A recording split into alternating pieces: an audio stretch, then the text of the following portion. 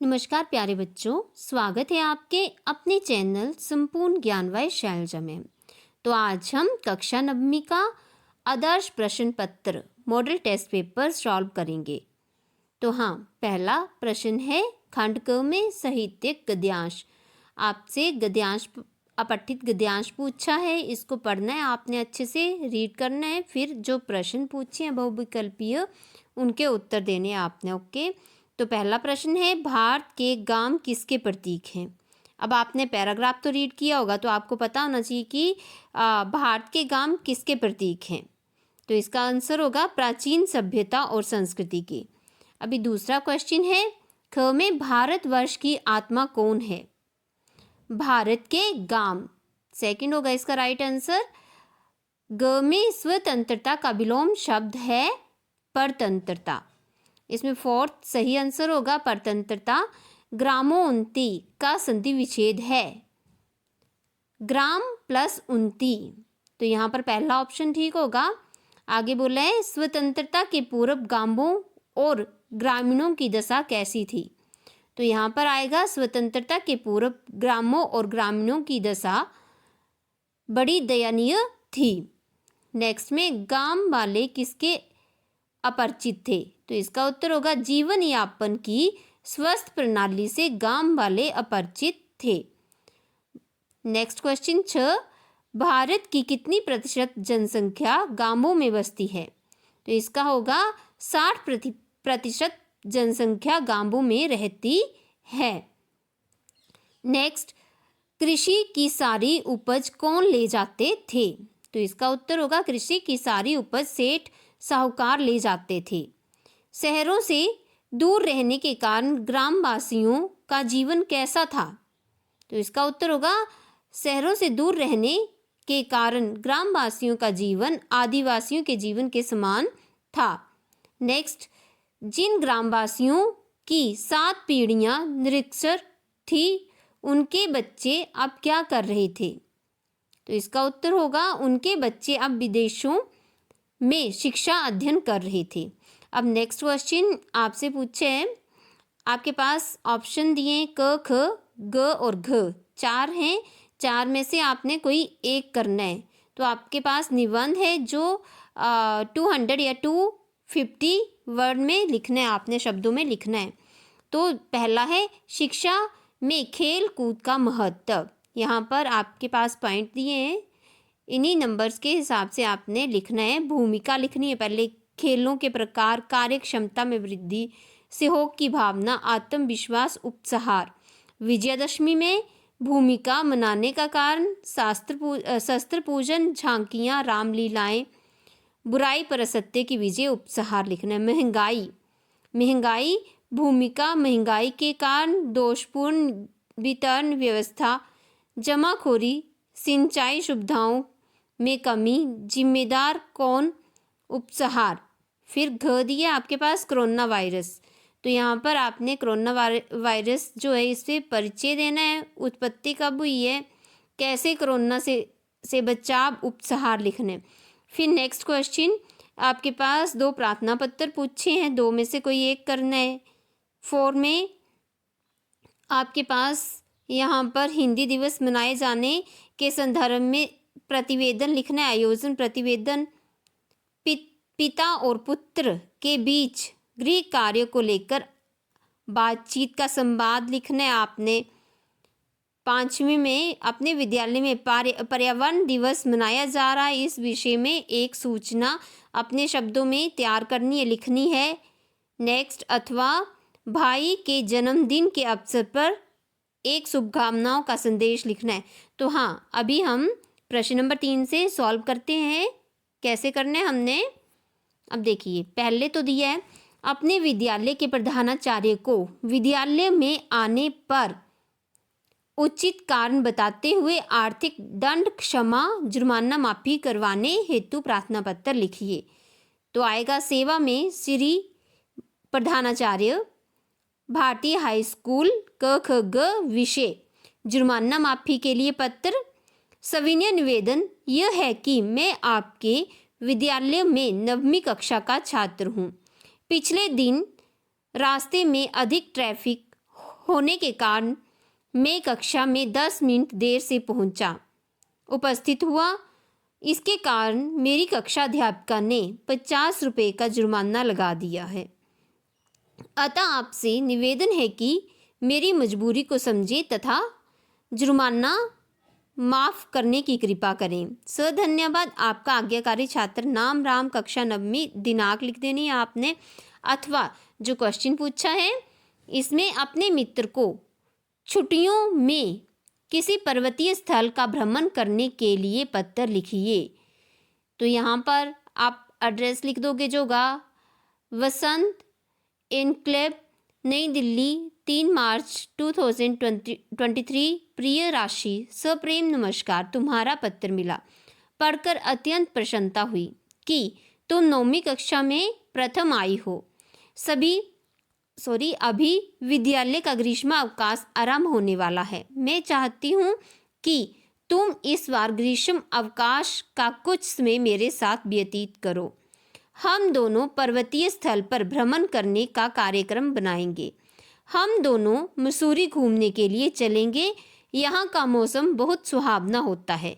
वहाँ माल रोड पर घूमने भी जाएंगे। वहाँ के लाल टिब्बा से रोपवे ट्रॉली का सफ़र अत्यंत सुखद होता है। हम दोनों वहाँ कैप्टी फूल भी जाएंगे, उसका पानी बहुत ठंडा होता है। और मसूरी में लाइब्रेरी रोड, वैक कैमल रोड आदि स्थानों पर घूमेंगे। मैंने तो इन स्थानों को बहुत देखा है, पर तुम्हारे साथ घूमने का आनंद ही कुछ और होगा। इस ग्रीष्म अवकाश में यहाँ जरूर आना। आशा है ये तुम्हारे जीवन के यादगार दिन हो जाएंगे। पत्रोत्तर की प्रतीक्षा में तुम्हारी मित्र भव्या। अब नेक्स्ट क्वेश्चन नंबर 4 में भी 2 हैं, अथवा करके दिए हैं, आपने एक लिखना है कोई। तो सितंबर को विद्यालय में हिंदी दिवस मनाया गया। इस संदर्भ में सभा के आयोजन का संक्षिप्त प्रतिवेदन लिखिए। तो यहाँ पर आपके विद्यालय में हिंदी दिवस मनाया जा रहा है, तो इसके बारे में आपने एक सभा के आयोजन का संक्षिप्त प्रतिवेदन लिखना है। प्रतिवेदन उसी के जो पूछा है उसके बारे में लिखना है। तो यहाँ पर हिंदी दिवस के बारे में पूछा है तो आप लिखोगे हिंदी हमारी मातृभाषा है। मातृभाषा को सम्मान देने के लिए 14 सितंबर को हिंदी दिवस मनाया जाता है, क्योंकि 14 सितंबर 1949 को ही हिंदी हमारी संविधान की पुस्तक देवनागरी लिपि हिंदी लिखी गई थी। हिंदी विश्व में बोली जाने वाली दूसरी सामान्य भाषा है। हिंदी दिवस विद्यालयों में बड़ी धूमधाम से मनाया जाता है। इस दिवस के उपलक्ष्य में विद्यालय में अनेकों कार्यक्रम होते हैं, जिसमें विद्यार्थी बढ़ चढ़कर हिस्सा लेते हैं, जैसे वाद विवाद, भाषण, नाटक, निबंध प्रतियोगिता, नृत्य, कबीरदास के दोहे, रहीम के दोहे प्रतियोगिता होती है। हिंदी भाषा बोलने में अधिक सरल है, जो कि आसानी से बोली जा सकती है। आज अन्य देशों में भी हिंदी सीखी व सिखाई जाती है, अतः हम भारतीयों को हिंदी भाषा पर गर्व होना चाहिए। अथवा क्वेश्चन पूछा है पिता और पुत्र के बीच गृह कार्य को लेकर हुई बातचीत को संवाद के रूप में लिखिए। तो यहाँ पर पिताजी बोल रहे हैं, क्या कर रहे हो गौरव? गौरव, कुछ नहीं पिताजी, मैं तो बस कार्टून देख रहा हूँ। पिताजी, तुम्हारी माताजी ने बताया तुम्हारी कक्षा में अध्यापिका ने आज गृह कार्य से संबंधित शिकायतें की हैं। तुम अपना गृह कार्य समय से पूरा नहीं कर रहे हो आजकल। अब गौरव बोल रहे हैं, पिताजी पिछले हफ्ते स्कूल नहीं गया था क्योंकि मेरी तबीयत ठीक नहीं थी। इस कारण मेरा गृह कार्य पूरा नहीं हुआ। पिताजी, अब पिताजी बोले, लेकिन बेटा तुम 1 हफ्ते से स्कूल तो जा रहे हो। इस 1 सप्ताह में गृह कार्य पूरा कर लेना चाहिए था ना। गौरव बोले, पिताजी मुझे क्या कार्य पूरा करने का समय नहीं मिल पाया, इस कारण मैं अपना गृह कार्य पूरा ना कर सका पिताजी। अब पिताजी बोल रहे, गौरव ये तुम्हारा ही कार्य है, यदि तुम इसी प्रकार कार्टून देखकर ही अपना समय बर्बाद करते रहोगे तो तुम्हें समय नहीं मिलेगा। ये तुम्हारी जिम्मेदारी है कि खेलने का समय, टीवी देखने का समय और अपनी पढ़ाई का समय निश्चित करो। गौरव, पिताजी मैं आपसे ये वादा करता हूँ कि मैं 2 दिन के अंदर अपना गृह कार्य पूरा कर लूँगा। अब आगे क्वेश्चन नंबर 5 यहाँ पर बोला है, आपके विद्यालय में पर्यावरण दिवस मनाया जा रहा है, इस विषय के बारे में एक सूचना अपने शब्दों में लिखिए। तो हाँ, यहाँ पर पर्यावरण दिवस मनाया जा रहा है तो आपने एक सूचना अपने शब्दों में लिखनी है। तो सूचना, पहले हेडिंग दे दो, सूचना राजकीय माध्यमिक विद्यालय हमीरपुर, तिथि लिखनी है यहाँ पर आपने विश्व पर्यावरण दिवस। सभी विद्यार्थियों को सूचित किया जाता है कि दिनांक, यहाँ पर दिनांक लिख देनी है आपने, को विश्व पर्यावरण दिवस मनाया जाएगा। इस अवसर पर कक्षा 6ठी से 10वीं कक्षा तक के सभी छात्र छात्राओं को सफेद परिधान में सफेद पीकैप पहनकर आना अनिवार्य है। प्रातः काल की सभा में पर्यावरण विषय पर बोलने के इच्छुक छात्र छात्राएं अपना नाम स्कूल कैप्टन को 2 जून तक लिखवा दें। श्रुति मिश्रा, गतिविधि इंचार्ज। तो ये आपका पर्यावरण दिवस के ऊपर सूचना भी हो गई। अब नेक्स्ट क्वेश्चन अथवा करके पूछा है, बोला है अपने भाई के जन्मदिन के अवसर पर एक शुभकामनाओं का संदेश लिखिए। तो आपने संदेश लिखना है, जन्मदिन के अवसर पर शुभकामनाओं का संदेश। यहाँ पर हेडिंग दिया, फिर लिखा प्रिय छोटे भाई, प्रिय अतुल, आज तुम्हारा बहुत खास दिन है, आज तुम्हारा जन्मदिन है। मेरी तरफ से तुम्हें बहुत सारी बधाई हो। हम हमेशा खुश रहो, तुम्हारी सभी इच्छाएं पूरी हों। आज अपने दिन को बहुत खास बना देना। याद रखना, जीवन हमें एक ही बार मिलता है। हमेशा अच्छे काम करो और खुश रहो। एक बार फिर से तुम्हें जन्मदिन की बहुत बहुत बधाई, रमेश। अब आगे यहाँ पर 6 क्वेश्चन, निम्नलिखित बहुविकल्पीय व अति लघुनात्मक प्रश्नों के उत्तर दीजिए। तो बोले स्रोत के आधार पर शब्द के भेद। तो स्रोत के आधार पर शब्द के भेद कितने होते हैं? ऑप्शन दिए हैं 5 भेद होते हैं, तो सेकंड ऑप्शन ठीक होगा यहाँ पर 5। फिर रचना के आधार पर वाक्य के भेद, तो रचना के आधार पर वाक्य के 3 भेद होते हैं, तो थर्ड सही होगा यहाँ पर। फिर आगे बोला है वाक्य के अंग हैं, वाक्य के अंग उद्देश्य और विधेय होते हैं। फिर नेक्स्ट, सुलोचना में कौन सा समास है? तो यहाँ पर बहुब्रीहि समास है। संपत्ति शब्द में उपसर्ग है सम प्लस अर्पित, थर्ड वाला ऑप्शन सही होगा। फिर च में बोला है वह घर आया और उसने भोजन किया। रचना के आधार पर वाक्य है, संयुक्त वाक्य होगा यहाँ पर। फिर आगे भारतीय संविधान में कितनी भाषाओं को संवैधानिक मान्यता दी गई है? तो भारतीय संविधान में 22 भाषाओं को संवैधानिक मान्यता दी गई है। छात्र शब्द तत्सम है या तद्भव? तो ये होगा तत्सम। फिर संज्ञा किसे कहते हैं? तो इसका होगा, एक उदाहरण लिखे, किसी व्यक्ति, वस्तु, स्थान, स्थिति, गुण अथवा भाव के नाम का बोध कराने वाले शब्दों को संज्ञा कहते हैं, जैसे राम, मेज, कुर्सी, किताब, रामायण, कानपुर आदि। अर्चना का घर इंदौर में है। नेक्स्ट क्वेश्चन, हिंदी भाषा के लेखन के कार्य के लिए जो चिन्ह प्रयोग किए जाते हैं उन्हें क्या कहते हैं? उन्हें लिपि कहते हैं। नेक्स्ट क्वेश्चन, अर्थ के आधार पर वाक्य के कितने भेद होते हैं? तो अर्थ के आधार पर वाक्य के यहाँ पर 8 भेद होते हैं। आगे, चमकीला शब्द डैश प्रत्यय है। चमकीला जो इसमें कौन सा प्रत्यय यूज हुआ है? इला। नेक्स्ट, राम पुस्तक पढ़ता है, इस वाक्य में क्रिया है कर्मक। व्याकरण की परिभाषा लिखें।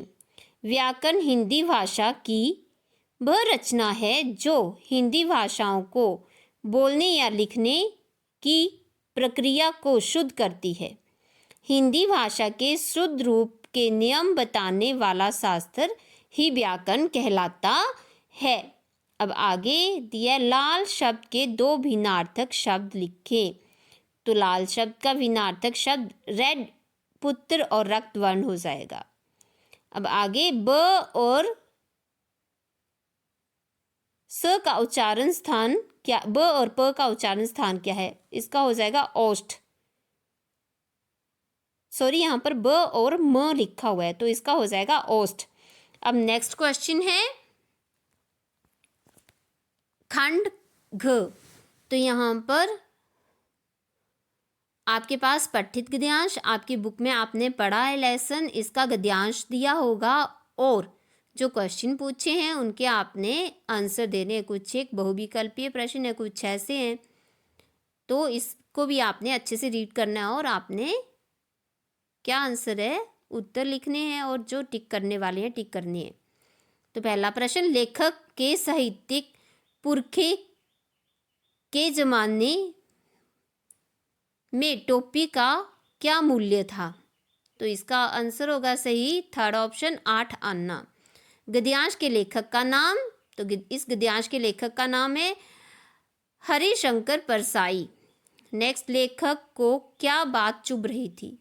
तो इसका होगा साहित्यिक पुरखे का फटा जूता देखना। आगे, जूते पर 2500 टोपियां न्यौछावर से क्या तात्पर्य है? अब आपने लेसन पढ़ा है, ये रीड है तो आपको पता होगा, तो आपने आंसर लिखना है 2 लाइन में। नेक्स्ट है, उपरोक्त गद्यांश का शीर्षक क्या है? इसका शीर्षक होगा प्रेमचंद के फटे जूते। नेक्स्ट है, लेखक का साहित्यिक पुरखा किस का मारा हुआ है? तो ये इसका उत्तर होगा जूते और टोपी के आनुपातिक मूल्य का। टोपी और जूते में किसका मूल्य अधिक है? तो यहाँ पर होगा उत्तर जूते का।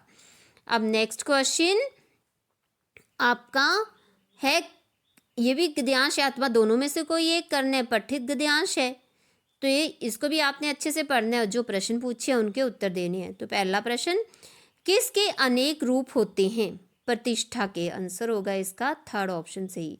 विशिष्ट शब्द का विलोम शब्द सामान्य है, ऑप्शन सेकंड होगा। आगे इसी पैराग्राफ के ये क्वेश्चन घ, लेखक ग हास्य पद का अर्थ है मजाक का विषय। पहला ऑप्शन राइट होगा। अब घ में लेखक किस बात की संभावना की बात कर रहा है?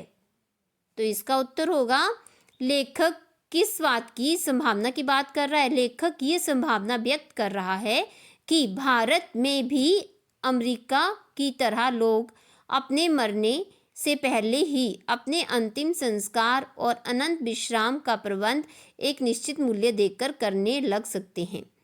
नेक्स्ट क्वेश्चन होगा, सामान्य जन ललचाई निगाहों से किसे देखते हैं? तो होगा सामान्य जन उन विशिष्ट जनों को ललचाई निगाहों से देखते हैं जो जीवन भर तो उपभोग का सुख प्राप्त करते ही हैं, अपने मरने के बाद अपने अंतिम संस्कार का वैभवपूर्ण प्रबंध कर जाते हैं। नेक्स्ट होगा, लेखक ने उपभोक्तावादी समाज की कौन सी झलक प्रस्तुत की है? तो इसका उत्तर होगा लेखक ने उपभोक्तावादी समाज की ये झलक प्रस्तुत की है कि उपभोक्तावादी समाज में लोग अपने मरने से पहले ही अपनी प्रतिष्ठा के अनुसार अपने अंतिम संस्कार का प्रबंध भी अपने खर्चे पर कर जाएंगे। नेक्स्ट, उपभोक्त गद्यांश के लेखक का नाम लिखें। तो यहाँ पर होगा डॉक्टर श्यामचंद दुबे। फिर नेक्स्ट क्वेश्चन, इसी का 8 पार्ट इसमें दिया है। 8 क्वेश्चन, इसमें भी 2 आपके पास पठित पद्यांश दिए हैं, दोनों में से कोई एक करने आपने। तो पहला, उपरोक्त पद्यांश की रचयिता है ललदेव। नेक्स्ट, हुक शब्द का अर्थ है पीड़ा। कवित्री ने नाप शब्द का प्रयोग किया जीवन के लिए। अब कवित्री किस घर में जाना चाहती है? ये वाले क्वेश्चन जो आपके घ न च छ, अभी मैं आगे एक्सप्लेन करती हूँ, पर उससे पहले अथवा वाले क्वेश्चन के पार्ट भी देख लो, बहुविकल्पीय जो हैं। कवि का नाम सुमित्रानंदन पंत है। पलक शब्द का अर्थ है आकाश, पहला ऑप्शन राइट है। सूर्य की किरणों में क्या लिपटा हुआ है? चांद की उजली जाली, थर्ड ऑप्शन सही होगा। नेक्स्ट क्वेश्चन अभी आगे सॉल्व करते हैं। तो अब जो हमने प्रश्न नंबर 8 का 1 पार्ट देखा, उसके आंसर देख लो। घ में कवित्री किस घर में जाना चाहती है? तो होगा कवित्री परमात्मा के पास जाना चाहती है। ये संसार तो उसका घर नहीं है, उसका घर तो वह है जहाँ परमात्मा है। नेक्स्ट क्वेश्चन था न, कवित्री ने रस्सी कच्चे धागे का प्रयोग किस संदर्भ में किया है? कवित्री ने रस्सी कच्चे धागे की से कमजोर और नाशवान सहारे रूपी सांसों को प्रकट किया है, जो हर समय चल तो रही हैं पर पता नहीं कब तक वे चलेंगी। नेक्स्ट, कवित्री के हृदय में बार बार हुक क्यों उत्पन्न होती है? इसका उत्तर होगा कवित्री हर क्षण एक ही प्रार्थना करती है कि वह परमात्मा की शरण प्राप्त कर इस जीवन को त्याग दे, पर ऐसा हो नहीं रहा। इसी कारण उसके हृदय से बार बार हुक उत्पन्न होती है। नेक्स्ट क्वेश्चन, कवित्री किस से पुकार लगा रही है? कवित्री ईश्वर से भव सागर को पार करने के लिए पुकार लगा रही है। अथवा जो था इसका पार्ट, उसके क्वेश्चन, खेलों में फैली हरियाली कैसी दिखाई देती है? तो इसका उत्तर होगा खेलों में फैली फसलों की हरियाली दूर तक फैली मखमल के समान कोमल दिखाई देती है। नेक्स्ट क्वेश्चन, हरे भरे तिनकों से क्या झलकता प्रतीत होता है? तो इसका उत्तर होगा फसलों के हरे भरे तिनकों में उनका हरा रक्त रूपी शक्ति झलकती हुई दिखाई देती है। इससे पौधे के स्वस्थ रूप की झलक मिलती है। नेक्स्ट क्वेश्चन, नीला आकाश किस प्रकार झुका हुआ है? इसका उत्तर होगा सदा से ही साफ स्वच्छ नीला आकाश हरी भरी फसलों से भरे खेतों पर झुका हुआ है। धरती का तल कैसा प्रतीत होता है? यहाँ पर होगा धरती का तल ऐसा प्रतीत होता है जैसे नीले रंग का आकाश झुककर खेतों की हरियाली के ऊपर अपना आंचल बिछा रहा है। अब देखो प्रश्न नंबर 9, 10 और 11 के क्वेश्चन। निम्नलिखित में से किन्हीं 3 प्रश्नों के उत्तर देने आपने। यहाँ पर 4 प्रश्न पूछे हैं, नेक्स्ट में भी 4 पूछे हैं, 3 के उत्तर देने हैं। उससे नेक्स्ट जो 11 है इसमें 2 करने हैं और 3 दिए आपसे, है ना। तो अभी इनको सॉल्व करते हैं। तो पहला प्रश्न 9, कबीर ने ईश्वर को सब श्वासों की श्वास में क्यों कहा है? कबीर का मानना था कि ईश्वर घट घट में समाया है, वह प्राणी की हर सांस में समाया हुआ है, वह बास प्राणी के मन में ही है। आपके विचार से कवि पशु पक्षी और पहाड़ के रूप में भी कृष्ण का सानिध्य क्यों प्राप्त करना चाहता है? तो इसका उत्तर होगा कभी पशु पक्षी और पहाड़ के रूप में भी कृष्ण का सानिध्य इसलिए प्राप्त करना चाहता है क्योंकि इन सब के साथ श्री कृष्ण का जुड़ाव किसी न किसी रूप में रहा था। नेक्स्ट, किस शासन की तुलना तम के प्रभाव से की गई है और क्यों? तो यहाँ पर होगा पराधीन भारत में ब्रिटिश शासन की तुलना तम के प्रभाव से की गई है क्योंकि ब्रिटिश शासन बेकसूर भारतीयों पर घोर अत्याचार कर रहे हैं। उन्होंने जेल में बंद स्वतंत्रता सेनानियों को तरह तरह की यातनाएं दी और कोल्लू के बैल की तरह जोता गया। लता ने बादल रूपी मेहमान को किस तरह देखा और क्यों? लता ने बादल रूपी मेहमान को किवाड़ की ओट से देखा क्योंकि वह मेघ के देर से आने के कारण व्याकुल हो रही थी तथा संकोचवश उसके सामने नहीं आ सकती थी। नेक्स्ट क्वेश्चन 10, तो इसमें भी 3 प्रश्नों के उत्तर देने आपने। पहला प्रश्न, छोटी बच्ची को बैलों के प्रति प्रेम क्यों उमड़ आया? तो इसका उत्तर होगा लड़की की माँ मर चुकी थी, सौतेली माँ उसे मारती रहती थी, इसलिए बैलों से उस छोटी बच्ची की आत्मीयता हो गई थी। लड़की तथा दोनों बैल भी प्यार के भूखे थे और एक दूसरे का कष्ट समझ सकते थे। नेक्स्ट क्वेश्चन, लहासा की और पाठ के आधार पर बताइए कि अपनी यात्रा के दौरान लेखक को किन कठिनाइयों का सामना करना पड़ा? अपनी तिब्बत यात्रा के दौरान लेखक को विभिन्न कठिनाइयों का सामना करना पड़ा। एक बार वह भूलवश रास्ता भटक गया, दूसरी बार उसे बहुत तेज धूप के कारण परेशान होना पड़ा। बालिका मैना जड़ पदार्थ मकान को क्यों बचाना चाहती थी और अंग्रेज उसे नष्ट करना चाहते थे? तो इसका उत्तर होगा मैना अपने मकान को बचाना चाहती थी क्योंकि ये मकान उसे बहुत प्रिय था। ये उसकी पैतृक धरोहर थी। अंग्रेज उस मकान को नष्ट कर देना चाहते थे क्योंकि ये मकान नाना जी जैसे और भी क्रांतिकारियों का ठिकाना हो सकता था। नाना जी ने अंग्रेजी सरकार को बहुत हानि पहुंचाई थी तथा अनेक अंग्रेज नर नारियों की हत्या की थी। अब क्वेश्चन, मेरे बचपन के दिन पाठ के आधार पर बताइए कि लेखिका उर्दू फारसी क्यों नहीं सीख पाई? तो इसका उत्तर होगा लेखिका उर्दू फारसी इसलिए नहीं सीख पाई क्योंकि लेखिका की रुचि उर्दू फारसी में नहीं थी। उसे लगता था कि वह उर्दू फारसी नहीं सीख सकती। उसे उर्दू फारसी पढ़ाने के लिए जब मौलवी साहब आते थे तब चारपाई के नीचे छिप जाती थी। मौलवी साहब ने पढ़ाने आना बंद कर दिया और वह उर्दू फारसी नहीं सीख पाई। नेक्स्ट क्वेश्चन 11 में 2 प्रश्न करने आपने। पहला, रीढ़ की हड्डी शीर्षक की सार्थकता स्पष्ट कीजिए। तो इसका उत्तर होगा रीढ़ की हड्डी एकांकी का शीर्षक सार्थक, सफल और व्यंग्यात्मक है।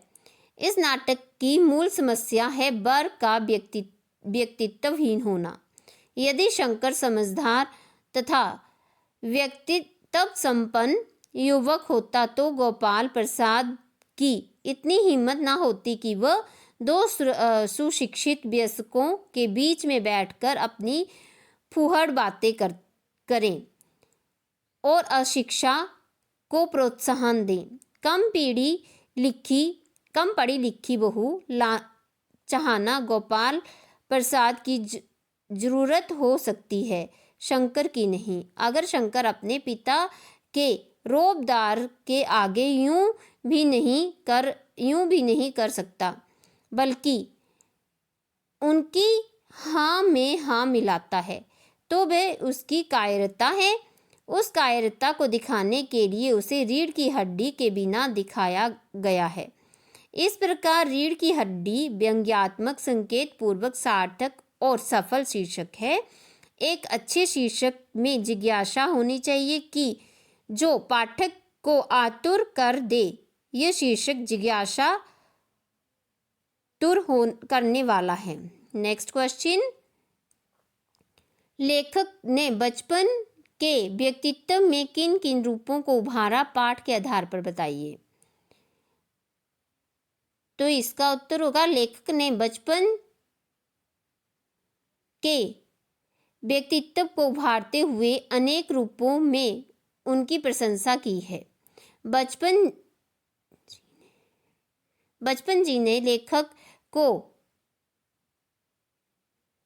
कई अवसरों पर प्रोत्साहित किया, उसे इलाहाबाद बुलवाया, एमए करने के लिए उसका नाम विश्वविद्यालय में लिखवाया, हिंदी में लेखन के लिए प्रेरित किया। इन अनुभवों के आधार पर लेखक ने बचपन जी के मिलनसार, सहृदय, उत्साहवर्धन करने वाले मार्गदर्शक, कवि बात और वाणी के धनी, फौलादी संकल्प वाले रूपों के अलावा आदर्शवादी, उत्साही, भावुक और विपरीत परिस्थितियों में संघर्ष करने वाले रूपों को उभारा। नेक्स्ट क्वेश्चन, इस जल प्रलय में पाठ के आधार पर बताइए कि कैसे आपदाएं हमारे जीवन को प्रभावित करती हैं। ऐसी आपदाओं से निपटने के लिए अपनी तरफ से कुछ सुझाव दीजिए।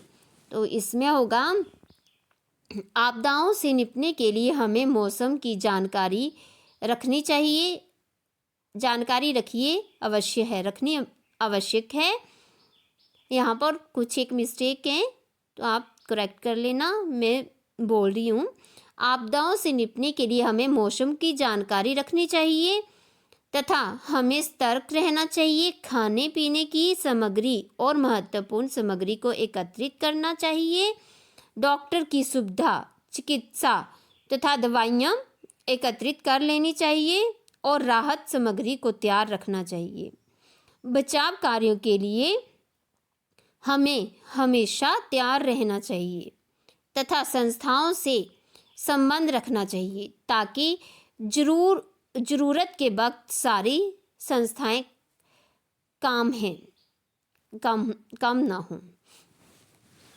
तो हाँ बच्चों, अभी आपने हिंदी का नववीं कक्षा का सैम्पल पेपर सॉल्व किया।